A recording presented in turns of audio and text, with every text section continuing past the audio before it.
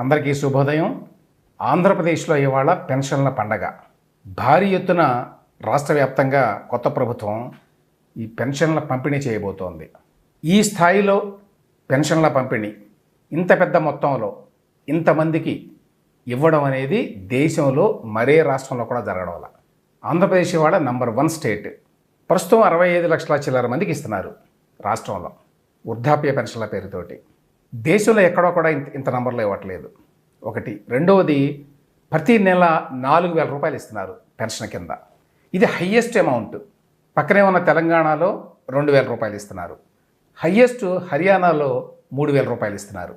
ఇక దేశంలో మరే రాష్ట్రంలో కూడా 4,000 రూపాయలు పెన్షన్ ఇచ్చేటువంటి రాష్ట్రం మరొకటి లేదు. 65 లక్షలు అంటే ఊహించుకోండి. మొత్తం జనాభాయే మనకి అంటే ఓటర్ల లెక్క ప్రకారం 4,13,00,000 మంది ఏమో ఉన్నారు. అందులో 65 లక్షల మందికి ప్రతి నెల ప్రభుత్వం 4,000 రూపాయలు ఇస్తోంది. గతంలో జగన్మోహన్ రెడ్డి గారు ఉన్నప్పుడు ఇదే నెంబర్ ఉన్నది, 65 లక్షలు. అయితే ఆయన 2,850 చాలా కాలం పాటు ఆయన ఇచ్చింది 2,000 రూపాయలు. చివరిలో ఇచ్చింది 2,850 రూపాయలు. అప్పుడే నెలకి 2,000 కోట్ల రూపాయలు ఖర్చు అయ్యేది. పెద్ద అమౌంట్ చాలా ప్రభుత్వానికి. ప్రతి నెల తిరగగానే 2,000 కోట్లు తీసుకొచ్చి ముందు ఈ పెన్షన్లు ఇవ్వాలి. ఇప్పుడు కూటమి ప్రభుత్వం వచ్చిన తర్వాత వాళ్ళు ఈ 2,850 నుంచి 4,000 రూపాయలకి చేయడం వల్ల 850 కోట్ల రూపాయలు ప్రతి నెల అదనంగా ప్రభుత్వం మీద భారం పడుతుంది. అంటే దాదాపుగా 2,900 కోట్లు లేక 3,000 కోట్లు ప్రతి నెల అయ్యే ఖర్చు పెన్షన్లకి. ఈ ఒక్క నెల అంటే ఈ జూలైలో ఇవాళ మాత్రం 4,400 కోట్ల రూపాయలు పంపిణీ చేయబోతున్నారు. ఎందుకంటే చంద్రబాబు నాయుడు గారు ఎన్నికల సందర్భంగా గడిచిన 3 నెలలకు కూడా పెంచినటువంటి 4,000 రూపాయలు ఇస్తానని చెప్పి ప్రామిస్ చేశారు ఎలక్షన్లలో. ఆ మేరకి జూలై నెల పింఛను 4,000 రూపాయలతో పాటు ఏప్రిల్, మే, జూన్ నెల పింఛను గతంలో 3,000 ఉండేది కాబట్టి ఆ తేడా 1,000 రూపాయలు కలుపుతారు. 3 నెలలకి 3,000. కాబట్టి జూలై నెల పింఛను 4,000, ఇది 3,000, మొత్తం 7,000 రూపాయలు ఇవాళ అందుతోంది దాదాపు 65 లక్షల మందికి. దీనివల్ల మొత్తం 4,400 కోట్ల రూపాయలు భారం పడుతోంది ఈ నెల ప్రభుత్వం మీద. సరే, ఈ నెల ప్రత్యేకత పక్కన పెడితే ప్రతి నెల కూడా దాదాపు 3,000 కోట్ల రూపాయల భారం ఉంటుంది పెన్షన్ల పేరుతోటి. 3,000 కోట్లు ప్రతి నెల అంటే సంవత్సరానికి అరౌండ్ 35,000 crore. ఇంత పెద్ద మొత్తాన్ని ప్రభుత్వం ఇప్పుడున్న పరిస్థితుల్లో ఎలా భరించగలదు, ఈ పెన్షన్ల స్కీమ్ని ఎలా కొనసాగించగలదు అనేది పెద్ద సవాలు. ఇక ఎవరికి ఇస్తున్నారు ఏమిటి అనే కొన్ని వివరాల్లోకి వెళితే 28 వర్గాలకు ఇస్తున్నారట. 28 వర్గాలంటే వృద్ధులు, వితంతువులు, ఒంటరి మహిళలు, చేనేత కార్మికులు, కల్లుగీత కార్మికులు, మత్స్యకారులు, చర్మకారులు, డప్పు కళాకారులు, హిజ్రాలు, HIV బాధితులు, కళాకారులు, వీళ్ళకి నెలకి 4,000 రూపాయలు.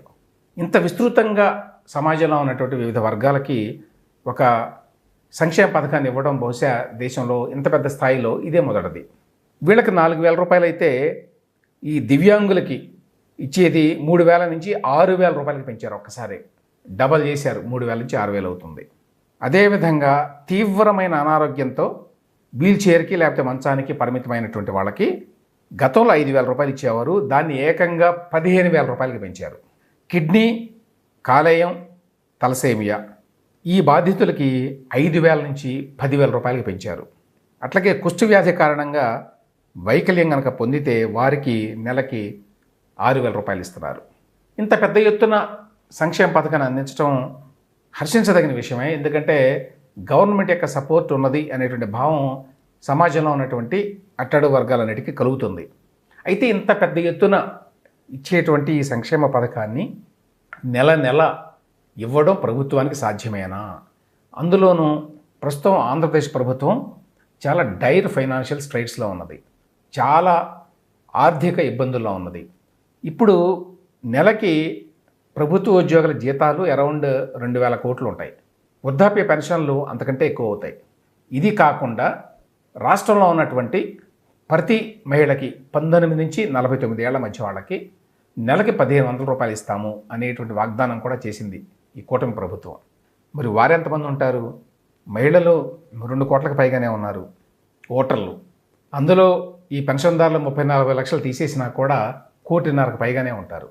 1,500,000కు పైగా ప్రతి ఒక్కరికి నెలకి 1,500 రూపాయలు బ్యాంకులో వేయాలంటే ప్రభుత్వం మీద ఎంత భారం పడుతుంది? బహుశా అది కూడా ఇంకొక 3,000 కోట్ల రూపాయల వరకు కావచ్చు ప్రతి నెల. అంటే అదొక 3,000, ఇదొక 3,000, 6,000 కోట్ల రూపాయలు ఓన్లీ ఈ పెన్షన్లకే అయిపోతుంది. సామాజిక పింఛన్లు ఇవి కూడా ప్రభుత్వ ఉద్యోగులకు ఇచ్చేటువంటి పెన్షన్లు కాదు. సామాజిక పింఛన్లే ఇంత పెద్ద భారం అయితే ఏ విధంగా ప్రభుత్వం దీనిని కంటిన్యూ చేయగలదు అనేటువంటి పెద్ద క్వశ్చన్ ఉన్నది. ఈ సవాల్ని ఎట్లా ఎదుర్కొంటుంది ఈ ప్రభుత్వం అనేది ఇప్పుడు అందరూ ఎదురు చూస్తున్నటువంటి అంశం. ప్రతి మహిళకి నెలకి 1,500 రూపాయలు అంటే రాష్ట్రంలో ఉన్నటువంటి ఆల్మోస్ట్ ప్రతి 2వ వ్యక్తికి ప్రభుత్వం ఈ డబ్బు ఇస్తోంది. ఇక ఈ వృద్ధాప్య పింఛన్లు లేక సామాజిక పింఛన్లు వీటిని తీసుకుంటే రాష్ట్రంలో ఉన్నటువంటి ప్రతి 6వ వ్యక్తికి నెలకి 4,000 రూపాయలు ఇస్తోంది. దీన్ని కంటిన్యూ చేయాలి అంటే ప్రభుత్వం చాలా ఆదాయాన్ని ఆర్జించాలి, ఇన్కమ్ని జనరేట్ చేయాలి. ఇన్కమ్ని జనరేట్ చేయడం అనే కార్యక్రమం ఇంకా ప్రారంభం కాలేదు. దాని మీద ఖచ్చితంగా చంద్రబాబు నాయుడు గారు లేకపోతే ఈ ప్రభుత్వం ఫోకస్ చేస్తారు, డౌట్ లేదు. అయితే పోలవరం వల్ల చాలా పెద్ద ఎత్తున మనకి ఎకానమీ పెరిగే అవకాశం ఉంది, కానీ పోలవరం ఇప్పట్లో పూర్తయ్యే అవకాశాలు కనిపించడం వల్ల అది కనీసం 3-4 ఏళ్ళు పట్టొచ్చు మినిమం. ఇక మరొకటి అమరావతికి ముందు ఖర్చు ఉంటుంది, తర్వాత ఆదాయం వస్తుంది. సో జెస్టేషన్ పీరియడ్ ఉంది, వెంటనే డబ్బులు రావు. అదేవిధంగా పరిశ్రమల్ని పెద్ద ఎత్తున అట్రాక్ట్ చేయగల శక్తి ఉన్నది చంద్రబాబు నాయుడు గారికి. అయితే అది కూడా ఆ పరిశ్రమలతో ఒప్పందాలు కుదుర్చుకొని అవన్నీ ఏర్పాటు చేసి వాటి ఆపరేషన్స్ ప్రారంభమయ్యి అవి ట్యాక్స్లు కట్టడం మొదలయ్యేసరికి చాలా ఏళ్ళు గడుస్తాయి. గతంలో కియా కార్ల ఫ్యాక్టరీని చంద్రబాబు నాయుడు గారు తీసుకొస్తే అది ఉత్పత్తి ప్రారంభించి ట్యాక్స్లు కట్టడం రాష్ట్ర ప్రభుత్వానికి మొదలైంది జగన్మోహన్ రెడ్డి గారు అధికారంలోకి వచ్చిన తర్వాత. సో వీటన్నిటిని దృష్టిలో పెట్టుకుంటే ఏ విధంగా చంద్రబాబు నాయుడు గారు ఈ సవాళ్ళని ఎదుర్కొంటారు, ఈ సమస్యలను పరిష్కరిస్తారు అనేది ఇవాళ అందరూ గమనిస్తున్న విషయం.